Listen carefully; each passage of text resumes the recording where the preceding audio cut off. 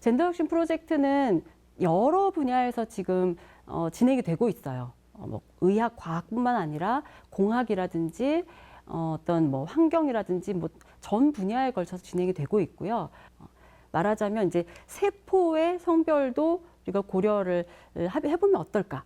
그래서 골수증 환자의 경우에 여성 환자의 경우에는 여성이 기증한 줄기세포를 활용해서 치료를 할 경우에 치명률이 더 낮아진다는 연구가 있어요. 이런 세포에서도 우리가 성차를 고려를 하면 굉장히 훨씬 더 좋은 치료 효과를 볼 수 있다라는 것이 또 젠더 혁신의 의미이기도 합니다. 네, 혹시 궁금한 점이 또 있으시면 손 들어보시겠어요? 네, 해주세요. 교수님 이야기를 들어보니 성차에 관한 연구가 더욱더 체계적으로 이루어지면 어떨까라는 생각을 하게 되었습니다.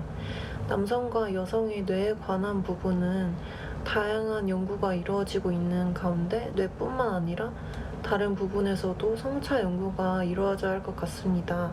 혹시 이와 같은 연구도 이루어지고 있는지 궁금합니다. 지금 주신 질문은 제가 앞에서 말씀드렸던 그 젠더 혁신 프로젝트와 연관이 되어 있는 것 같아요. 제가 뇌의 성차뿐만이 아니라 심장 질환에서도 성차가 있다라는 말씀을 드렸죠. 심장 질환뿐만이 아니라 굉장히 여러 그 질병들에 있어서 성차가 또 많이 나타납니다. 예를 들면 뭐 소화기 질환의 경우 여성들이 남성들에 비해서 발병률이 높게 나타나거든요. 그러니까 이런 경우는 여성의 어떤 소화기가 생물학적으로 다른 측면도 있겠지만 또 한편으로는 사회적인 영향도 분명히 고려가 돼야 되는 부분입니다. 왜냐하면 소화기 질환의 경우 뭐 스트레스라든지 이런 환경적인 요인들도 작용을 하기 때문에 우리가 소화기 질환 뭐 혹은 뭐 위의 어떤 성차를 본다라는 것은 단순히 해부학적으로 남성의 위와 여성의 위가 다르냐, 뭐 같으냐를 논한다라기보다는 여성이 어떠한 그 사회적 환경에 처해 있고, 그래서 어떤 질병에 취약할 수 있고, 이제 그렇게 되면 뭐 치료법이라든지 그런 것까지 연구가 또 진행이 되겠죠. 어떤 여러 질환들에 있어서 성차를 생각해 볼 수 있겠고요. 하나 조금 다른 사례를 들자면 제가 이제 지금까지 말씀드렸던 심장 질환이나 소화기 질환의 경우에는 주로 이제 여성들이 연구가 잘 되어 있지 않는 경우가 많은데 예를 들면 골다공증 같은 경우 사실 골다공증은 주로 중년 여성들이 걸리는 병으로 우리가 인식을 하고 있잖아요. 근데 사실 중년 여성뿐만 아니라 남성들도 골다공증에 당연히 걸리거든요.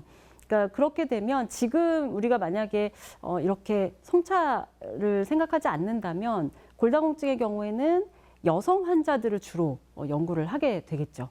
마치 심장질환에서 남성 환자들을 주로 연구하듯이요. 그러면 골다공증을 가지고 있는 남성 환자의 경우에는 심장질환을 가진 여성 환자랑 이제 비슷한 상황에 처하게 되는 거죠. 초기 진단도 놓칠 수가 있고 치료법이라든지 이런 것을 또 정교하게 개발할 수 없기 때문에 이런 사례를 놓고 본다면 두 성별 모두에게 이렇게 성별의 특성을 잘 고려한 어떤 그런 연구가 필요하다라는 것을 알 수 있습니다.